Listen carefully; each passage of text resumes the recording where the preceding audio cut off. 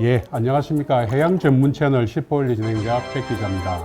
오늘은 부산일보 이상배 기자와 함께 진행하겠습니다. 이상배 기자는 부산일보에서 해양수산을 담당하고 있습니다. 이 기자 반갑습니다.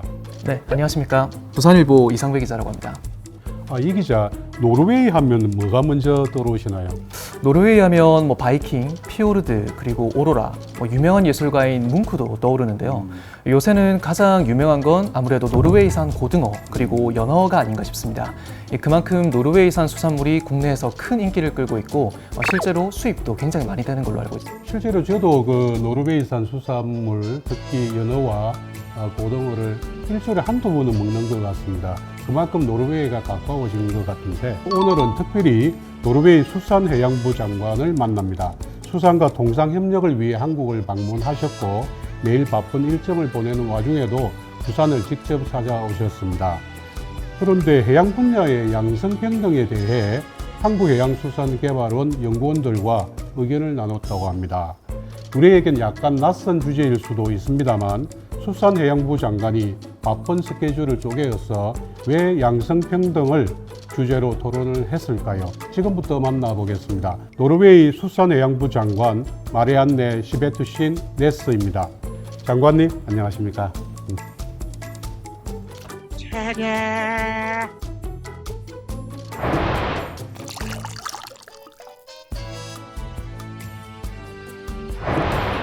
한국은 이번에 첫 방문이신 걸로 알고 있습니다. 강도영 해양수산부 장관도 만난 걸로 알고 있습니다. 방문 목적이 무엇이고 일정을 어떻게 보내고 계시나요? First of all, it's so nice to be here, and we had really a warm welcome. And the purpose of this meeting or being here is because both Korea and Norway are very important maritime nations, and especially when it comes to fisheries. And we have a very good cooperation when it comes to fisheries, especially seafood. So the meeting with the Minister of Ocean and Fisheries was a good meeting, and we were discussing how we can strengthen the collaboration that we already have, and also strengthening the ties between Norway and Korea when it comes to the maritime related questions. 해운 시장의 양성평등을 주제로 이 KMI에서 회의를 하신 걸로 알고 있는데요. 이 해운에서 양성평등이 왜 이슈가 되고 있습니까? 또 한국 방문에서 이를 강조하고 계신 이유가 궁금합니다.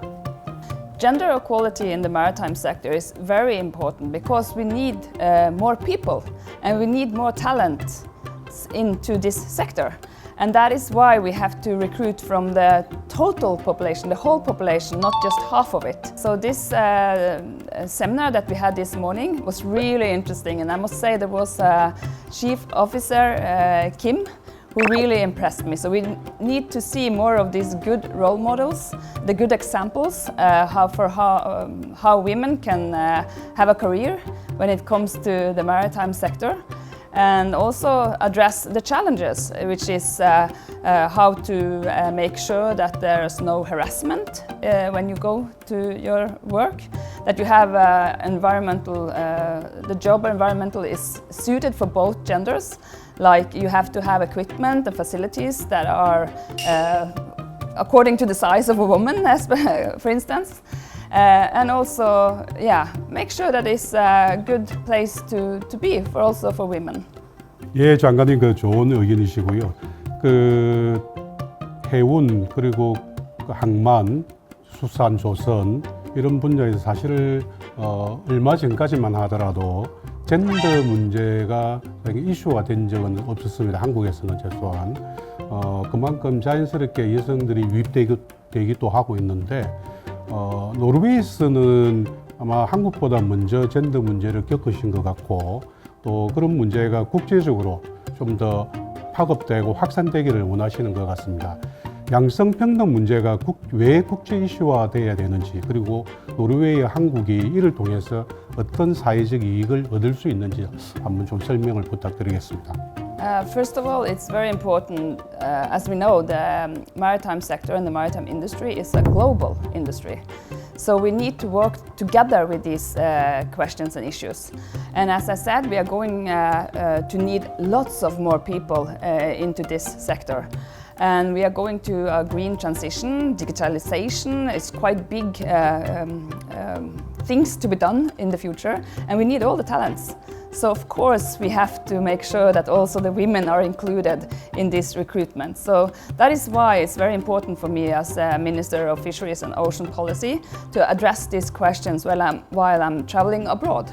Because I know we can learn from each other, we can collaborate, and we can do things together. And as both Korea and Norway are big nations when it comes to the maritime sector, I think we have a lot of possibilities that we can explore together. And as I said, this role model that we heard earlier today, perfect. She really touched me, and she's really doing a good job in telling why it is important, what are the challenges, what do we have to do better in the future to make sure that the women wants to stay there.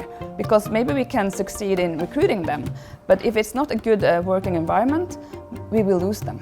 So we have to make sure there's no harassments, no sexual harassments. You have to have the equipment you need. The whole working environment must be good for both genders. 다음 질문 드리겠습니다. 한국 수산업은 현재 수산자원 남획 그리고 해양 오염 문제로 많은 어려움을 겪고 있습니다.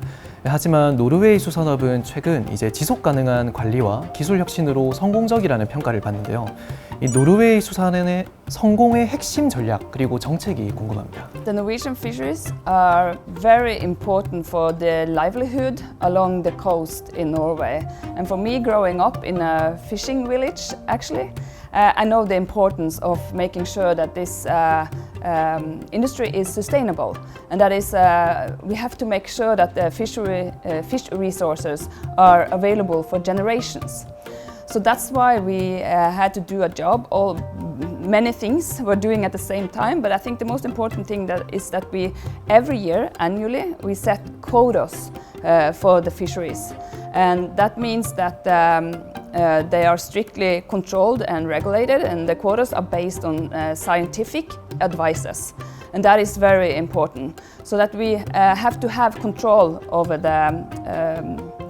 how much fish there are available, to make sure that we also have resources available in the future. 한국은 수산물 유통, 위생 관리에서 제대로 된 현대화를 좀 이루지 못하고 어려움을 겪고 있습니다.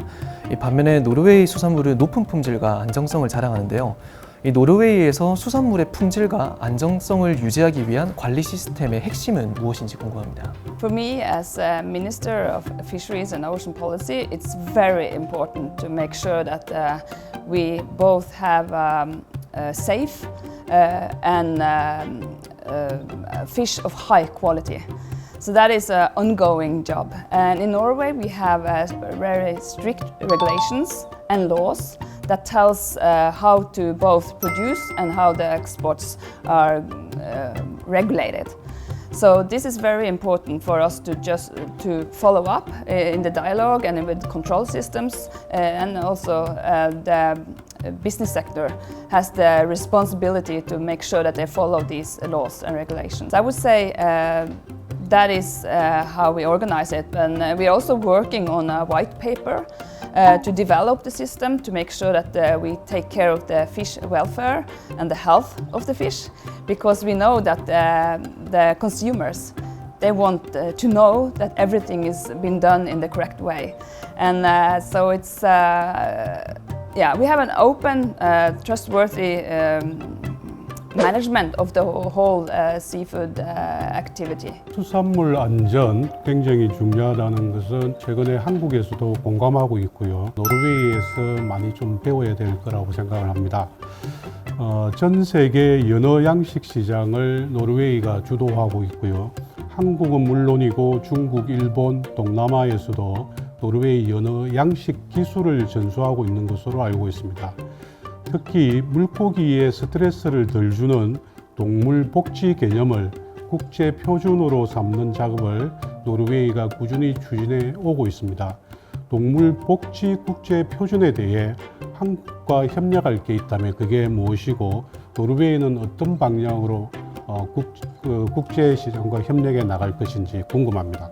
In Norway, we are at the moment working on a white paper when it comes to animal welfare. So it's very important for us to make sure that the fish are having good conditions, so it can give the consumers the knowledge of that this has been doing in a right way, taking care of both the environment but also the fish and the health of the fish. So we know consumers want products of high quality. And I think it is important to meet and to discuss these issues together and share knowledge. I think that's the most important thing to do. And also when it comes to technology and to be open and share what we have. 마지막 질문 하나 좀 드리겠습니다. 노르웨이가 그 해상풍력의 강국으로 알고 있습니다. 우리나라에서도 해상풍력 산업을 좀 적극적으로 모색하고 있는 중인데 어민들과의 어떤 갈등 문제를 잘 못 풀고 있습니다. 노르웨이에서는 해상풍력을 성장시키는 과정에서 어민들과의 갈등을 어떻게 푸셨는지 그것도 있으면 좀 지혜를 좀 알려주시면 고맙겠습니다. We have a good experience when it comes to coexistence from the oil and gas industries and with the fishery and the activity at sea. So for us it is important to make sure that we also in the future are good in coexistence. That means that the fishermen has to be involved in the planning of where to put offshore wind. So actually there has been done a quite huge job already to identify areas in Norway along the coast where you could have offshore wind. And now we are starting the process to see which one are the best and has less conflicts involved. So I think the answer is actually to make sure that we can secure coexistence, because what we know is that we need more energy, but we also need more food.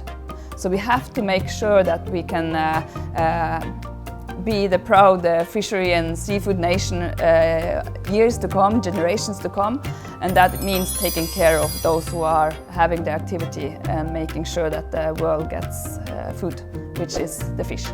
예, 장관님 오늘 바쁜 일정에도 불구하고 부산 찾아주셔서 고맙고요. 인터뷰도 감사드립니다. 남은 일정 잘 소화하시고 건강하게 귀국하시기 바랍니다. 장관님 방한을 계기로 한국과 노르웨이가 더 강한 연대와 협력의 길로 나아가기를 기대하겠습니다. 오늘 감사드리겠습니다.